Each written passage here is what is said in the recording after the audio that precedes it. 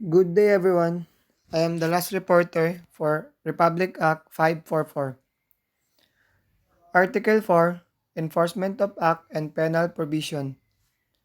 Section 20 Enforcement of the Act by Officer of the Law.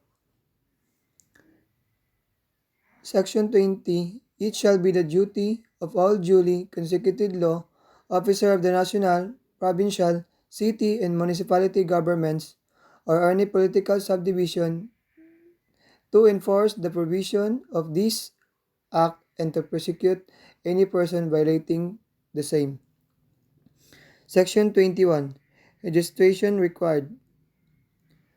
Section 21. Unless exempt for registration, no person shall practice or offer to practice civil engineering in the Philippines without having obtained the proper certificate of registration from the Board for Civil Engineer. Section 22. Penal provisions.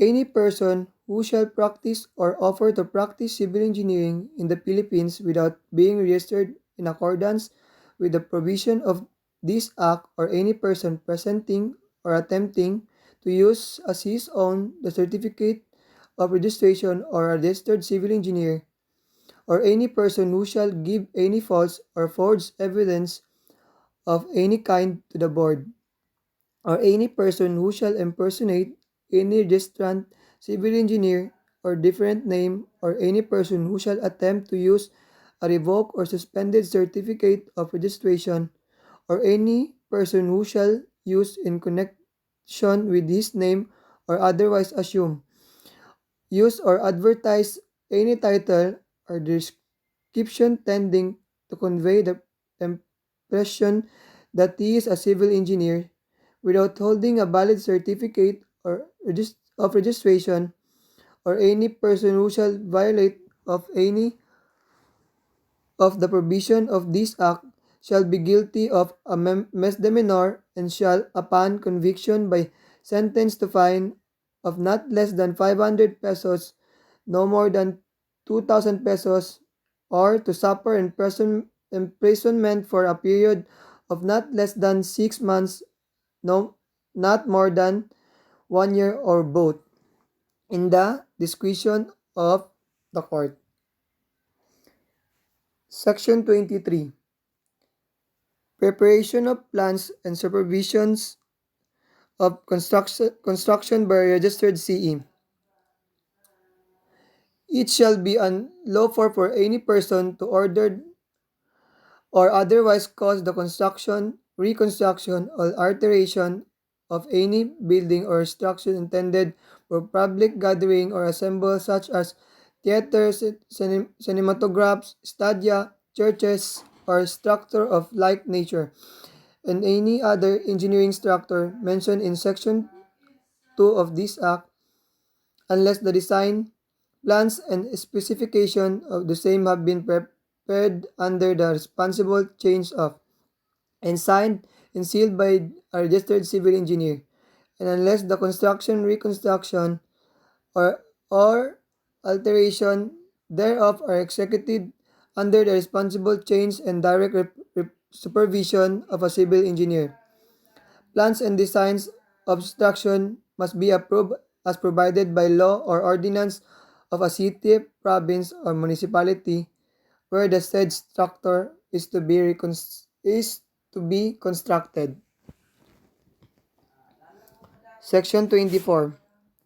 The practice of civil engineering is a professional service, admission to which must be determined upon individual personal qualifications. Hence, no firm, partnership, corporation, of association may registered or licensed as such for the practice of civil engineering, provided, however, the person properly registered and licensed as civil engineering may among themselves or with a person properly registered and licensed as architect form and obtain registration of a firm and partnership of association using the term engineer or engineers and architects, but nobody shall a member or partner of such firm, partnership or association unless he is a duly licensed civil engineer or architect, and the member who are civil engineer shall only render for work and service proper for a civil engineer, as defined in this act, and the member who are architects shall also only render work and service proper for an architect, as defined in this law regulating the practice of architecture. Individual members at such firms, partnership, or association shall be responsible for their own respective acts. Section 25. Reciprocity requirements.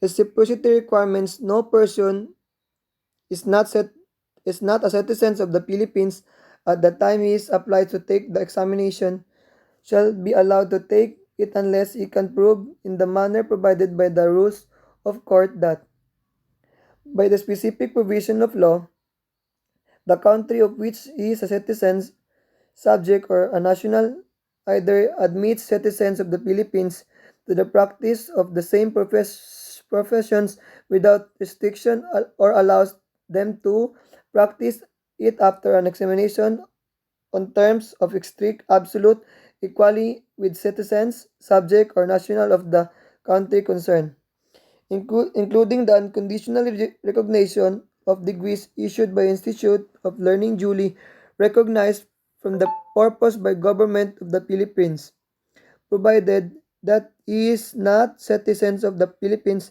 and what admitted to practice a profession of the civil engineering after December 8, 1941, he is active practice that professions either in the Philippines or in the state or country where he is practicing his profession shall not have been interrupted for a period of 2 years or more prior to July 4, 1946, and that the county or state from which he comes allows the citizens of the Philippines by specific provision of law to practice the same profession with restriction or not or on terms of strict and absolute equality with citizens, subject, or national of the country or state concerned. Section 26. Roster of Civil Engineers. A roster showing the names of the names and place of business of all registered civil engineer shall be prepared by the commissioners of PRC periodically but at least once a year.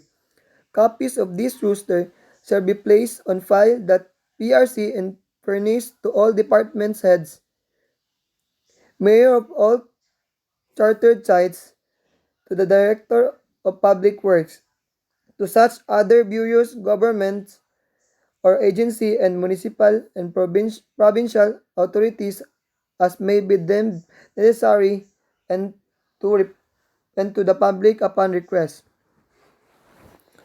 Section 27. Repeal. All laws, parts of laws, ordered ordinance, or regulations in conflict with the provision thereof, including parts of the Act numbered 2985, as amended as pertains to practice of civil engineering, are hereby repealed except the provision of Act number 3159, amending Act number 2985, pertaining to the practice of maestro de obra. Section 28. Construction of Act. If any part of section of this Act shall be declared unconstitutional, such declaration shall not invalidate the other provision hereof. Section 29. Effectivity. This Act shall take effect upon its approval. Approved June 17, 1950 as amended by RA number 1582, approved on June 16, 1956. That's all. and thank